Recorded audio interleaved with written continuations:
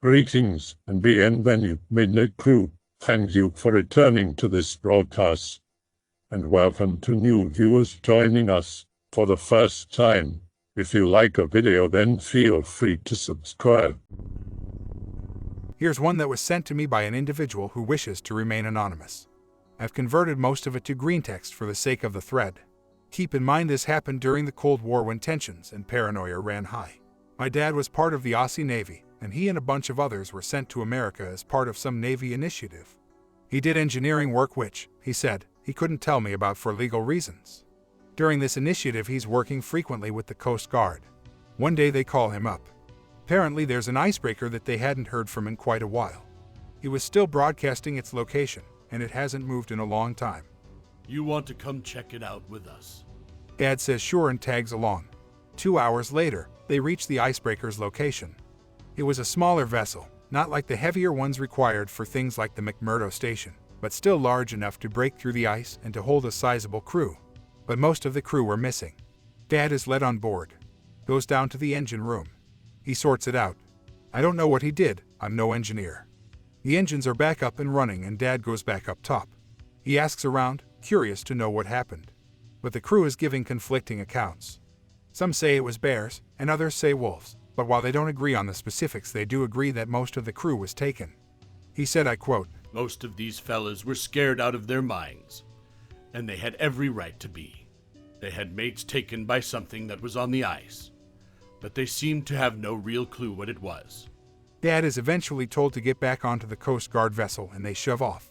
Back at base, Dad is approached by his commanding officer and basically told to keep his mouth shut. He still has no idea what happened out there.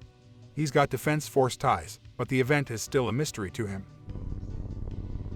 On a patrol with a volunteer Coast Guard. Day before, a family of 4 was tubing in the river, got knocked off their tubes by a big wake. Dad and the older kid were fine and got back on their tubes. Mom and young kid disappear. We're about 10 miles downriver from this area. Lookout notices a partially submerged object a short distance away. Get closer, it looks like a deflated pool float, barely visible about 1 meter under the water. River is turbid so I can't see anything else. Come up alongside, me and another crew member grab a boat pole and take a look. It's a deflated swim tube floating just under the surface. Look at each other, worried about what we might find. Grab a swim tube with a pole, bring it on the swim platform. See a safety strap line that's leading into the water. Tug on it. It's heavy. At this point we're fairly certain that there's a dead kid or woman attached to it. We have to find out. Wrap boat hook around the safety strap line, 2 of us start to pull. Brown objects start to come into view. Big ass tree limb wrapped around the safety strap. It's not a body. Sigh of relief. Bring the inner tube back with us in case it was evidence. Ends up that this was the mom's inner tube but that she must not have had her strap secured, and it got wrapped around a submerged branch. We pulled bodies before and since, but they were all adults. A kid would have been awful. Be in the Coast Guard in Alaska. Russian Coast Guard is visiting the port, taking down the colors for the evening, talking with some military police beforehand. They say they're going to trade some stuff with the Russians. I tell them I'll join after I strike colors. Go to a Russian ship. Military police is not there.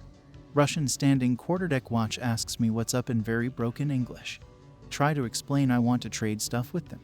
Tells me to come aboard the ship. I do. As soon as I cross the gangplank, he says halt. He's saying something in the radio. Looking nervously up at the bridge. I'm starting to get nervous myself when I hear something on the PA. All hands form around me. I'm thinking about making a run for it, but the gangplank is blocked off. Captain comes up to me looking pissed. What do you want? Explain I only want to trade stuff. He yells at a young sailor. He takes off towards the lower deck. He comes back with his striped shirt, gives it to the captain. Captain takes my cover and thrusts the shirt in my hand. Now get off my boat.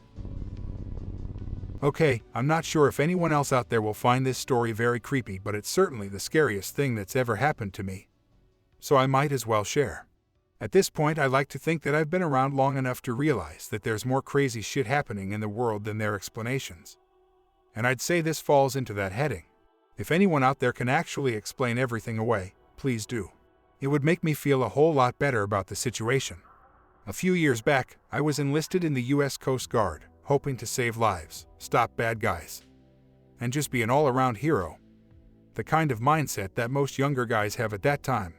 The reality of what I'd gotten myself into was a lot more frustratingly mundane than what I'd hoped for and consisted of a lot more cleaning, field daying, running basic training drills, and just constantly trying to keep various qualifications up to standard, as well as gain new ones.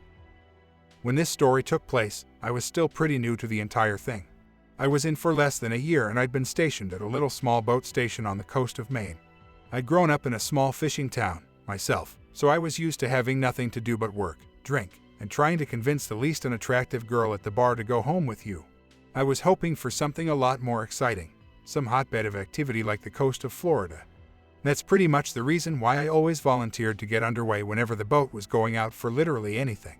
It didn't hurt that because I was still new and not actually boat crew qualified, that all the extra time helped me with all my required knowledge, as well as making me look good in front of command. So that day we were going to get underway to practice some basic engineering casualty control exercise drills, some basic boat crew stuff for me, and generally just spend most of the day out on the water making sure we were using some hours.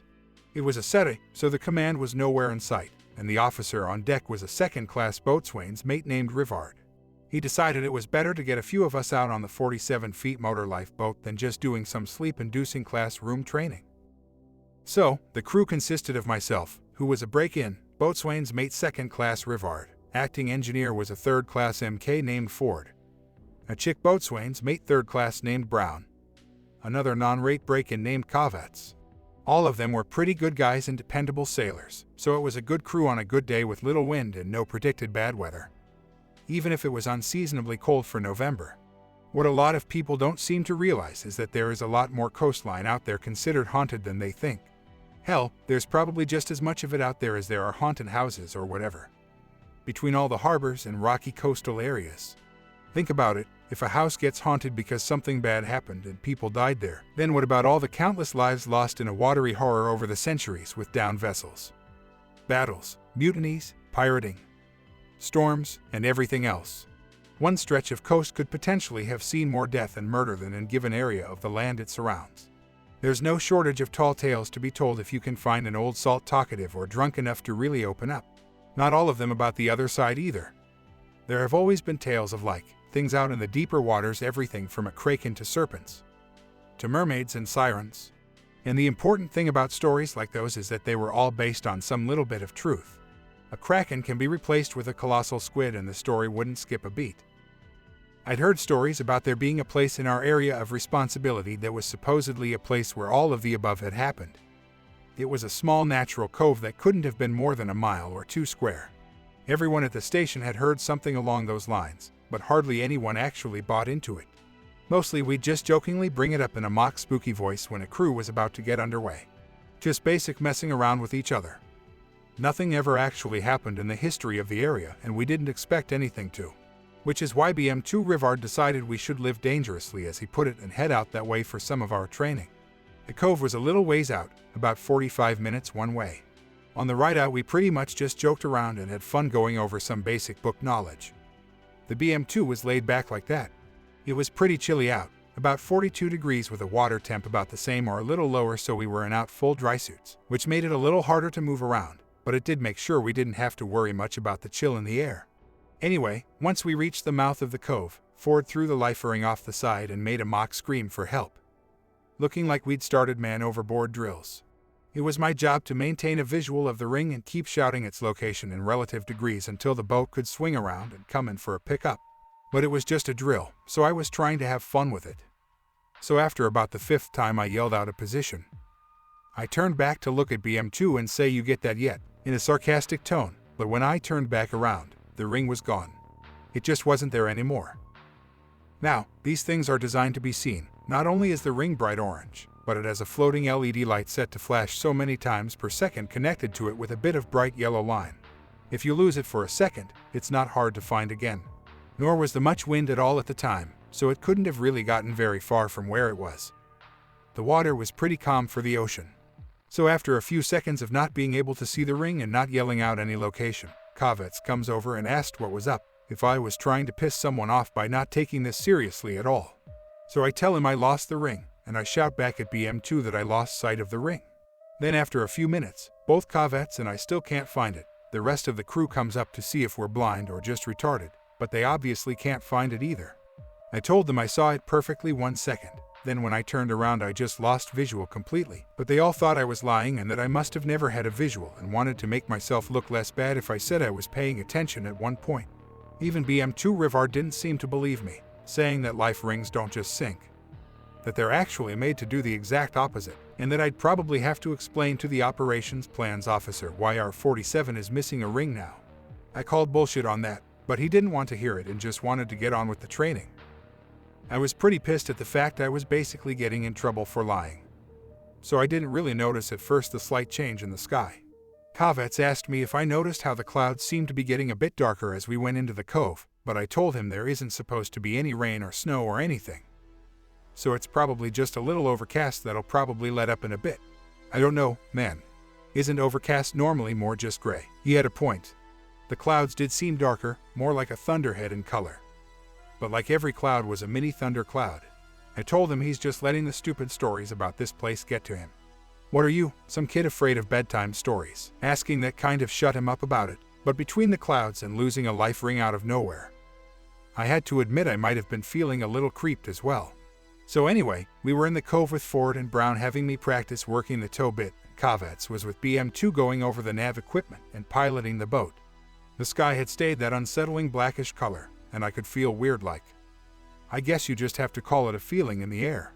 Like something wasn't quite right, but there was nothing obviously wrong at the same time. The only thing I could compare it to is if you've ever been standing outside during the eye of a storm. I saw Brown shiver a little and swore, following it up with the rhetorical question about wasn't it supposed to be good weather today. Being one of the new guys, I didn't want to let that go. I always get ragged on and I needed to give my share back when I had the chance. I didn't take you for the damsel in distress type. Are you letting some clouds and scary stories get to you now? She shot me one of those sarcastic grimaces people give and shoved me in the arm. Just at that time, though, the engines jerked to a complete stop. Just as she shoved me, there was a heart-sinking grinding noise. And the sudden jerking of the boat mixed with the shove was almost enough to send me over the taffrail. The thing is, though, that while I was leaning over the rail, thinking I was about to go over, I could have sworn that I saw a face just under the water. It was so quick that I almost thought I didn't see anything, but I definitely saw what I knew was a pale face, with eyes as black as the clouds were becoming. I was taken aback and still staring into the water when Brown came over and grabbed my arm and asked if I was okay, and said we need to go meet up with BM2. I was a little shaky in my response, but now that my nerves were calming down from almost falling in, I realized that I had just seen my own reflection in the water, and that it wasn't anything more than that. Mentally scolding myself for being so stupid and quick to assume, I went with Brown to muster up with everyone else. Ford had already gone down into the engine compartment to see what was going on, while the rest of us were in the cabin with BM2. So far no one knew why the boat stalled, but there was some more good news to go with what we already knew. All of the electronics died when the engines went. Plotter, radios, everything. At first I thought we were screwed and couldn't contact the station, but I remembered that probably all of us had our cell phones on us, even if we weren't supposed to. So I asked the BM2 if he'd called in about our situation out here yet, and sort of gave a short chuckle and told everyone to check their phones or anything else electronic we might have.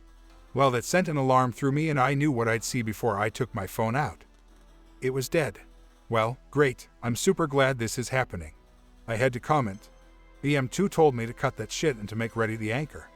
He said that he'd just done an ops and position check less than 10 minutes before, so they won't even try to contact us for another half hour. Which means it'll be up to a few hours before anyone gets out here to pick us up.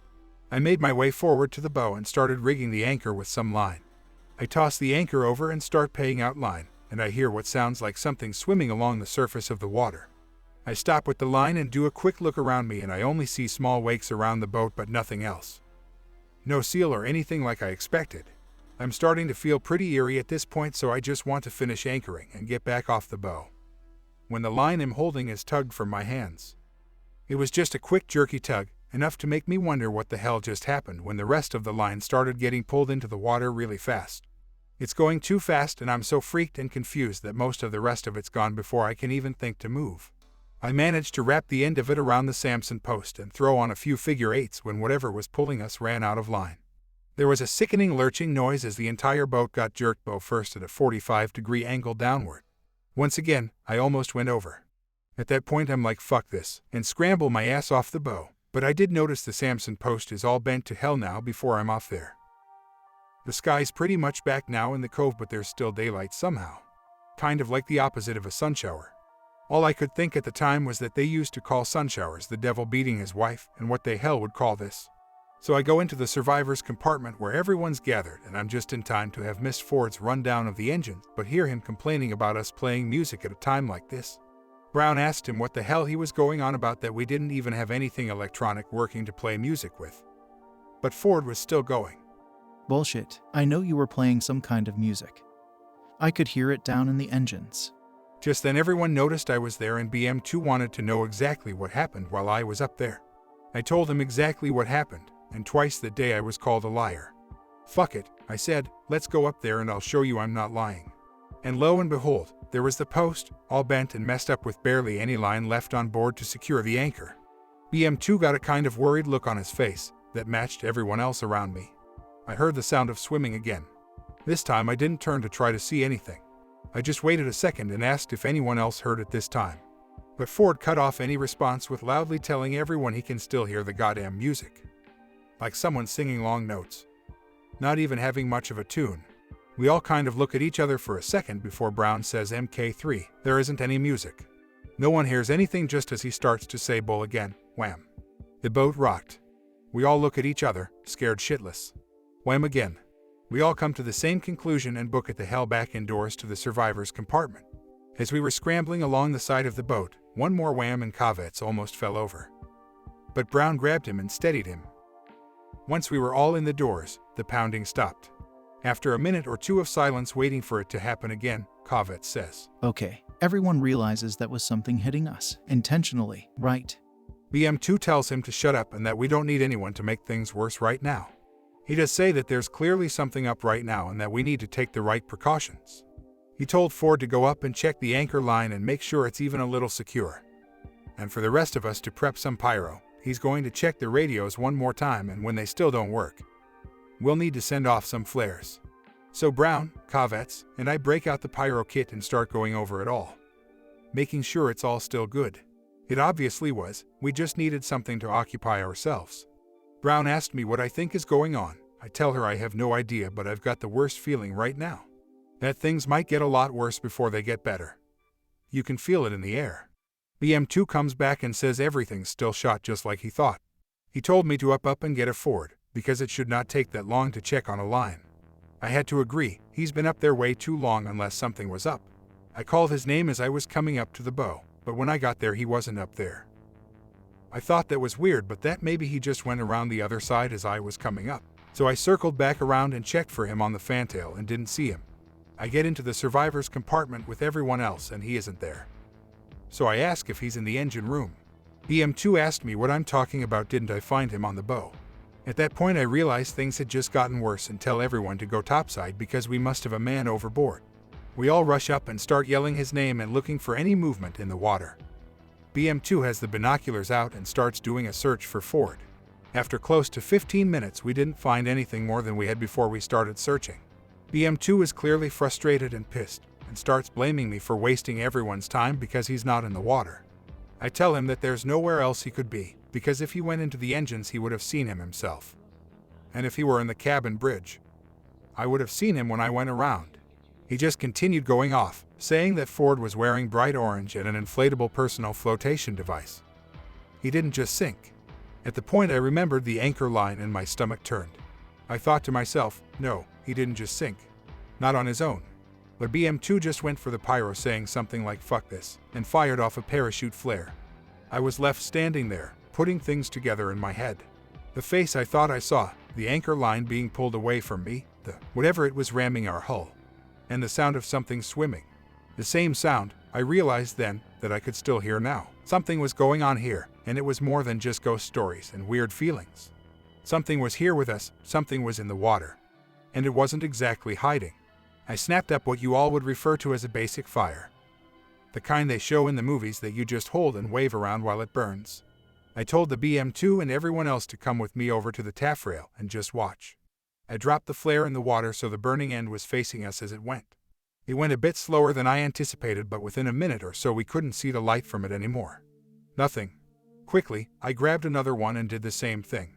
Kavet started to ask what I was doing, but I said to just shut up and watch, because the sound of swimming was still there. And then, just before the light faded, we saw a shadow swim over the light.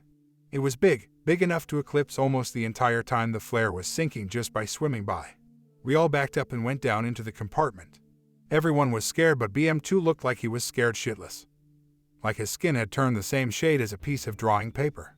He just kept whispering, "We can't be here, we have to go, we need to leave, we can't be here anymore," and other things similar to that. I didn't disagree with him, either. The first thing I thought of to do was to cut the anchor line. I'd rather drift aimlessly than have a physical tie to whatever was down there. Not to mention continue to be a sitting duck.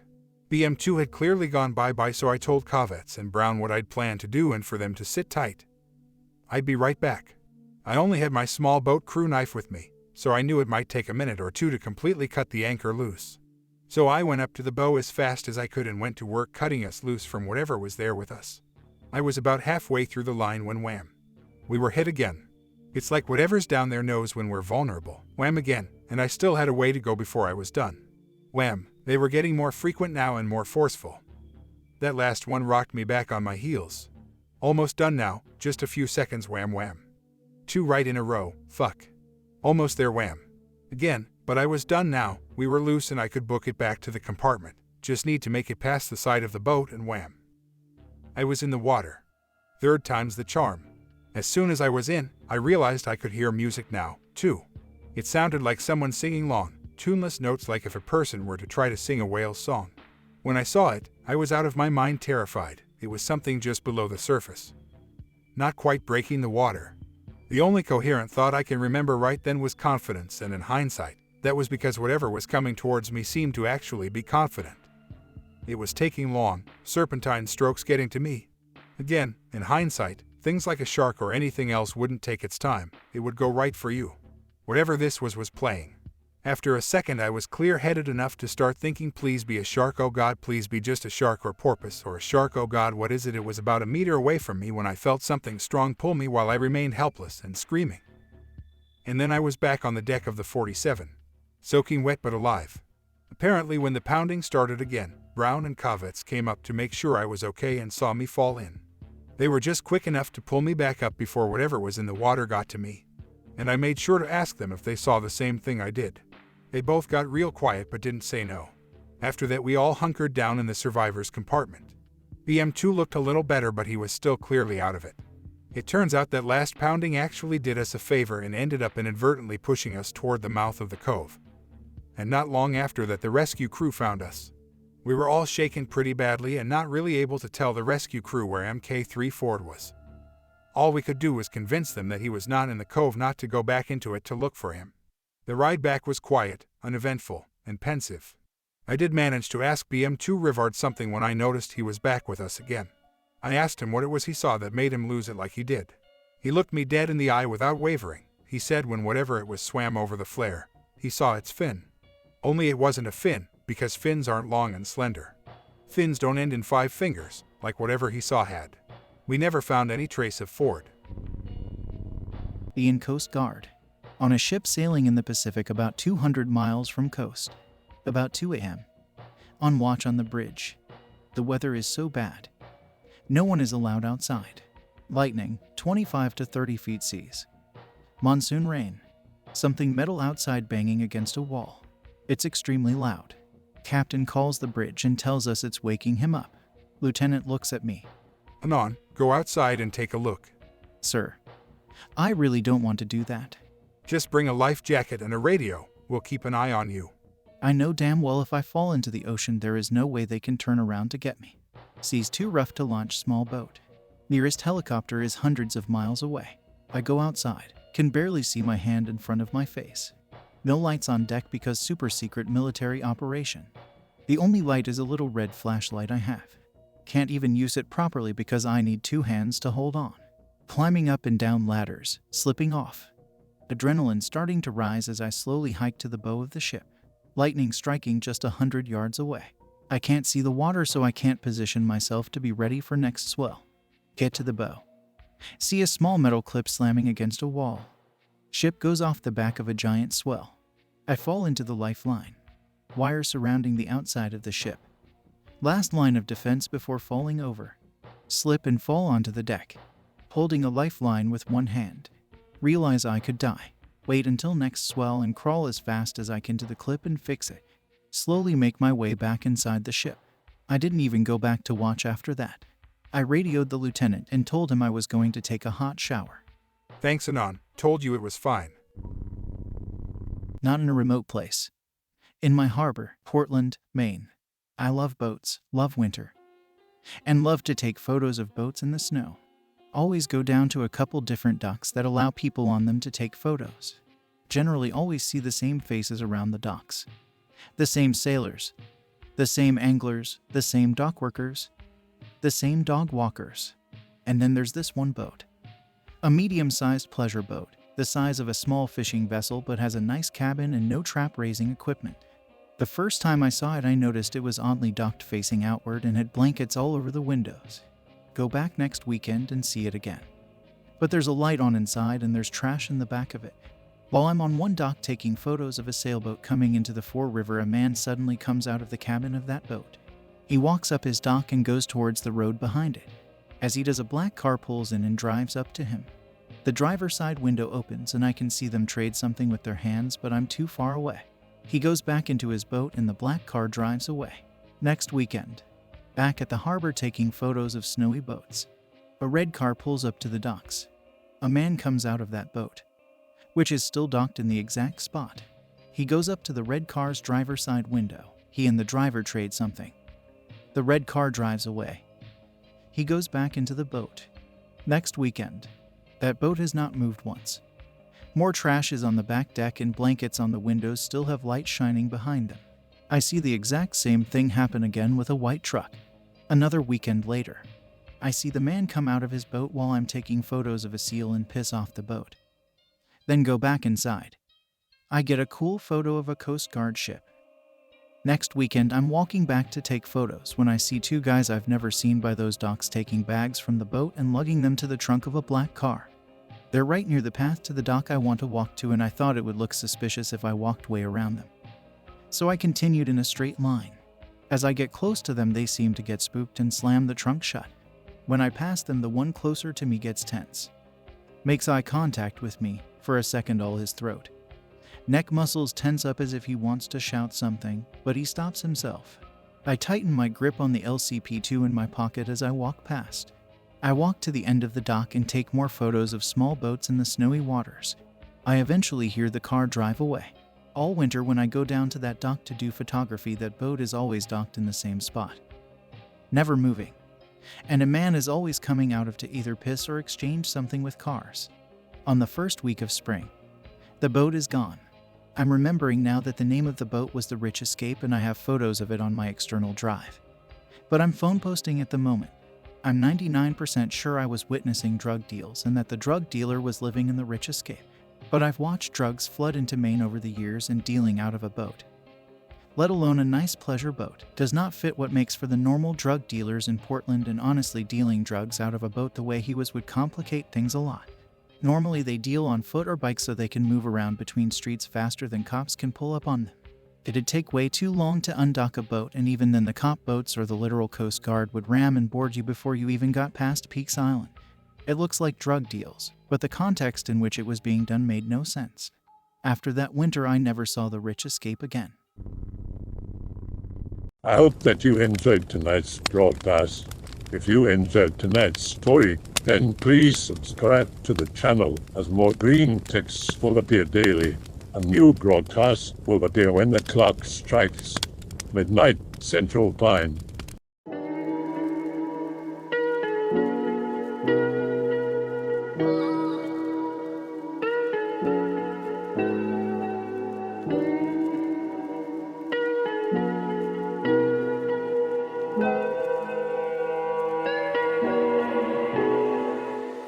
Remember to check out the Odyssey page in the description for a second archive of the channel's videos.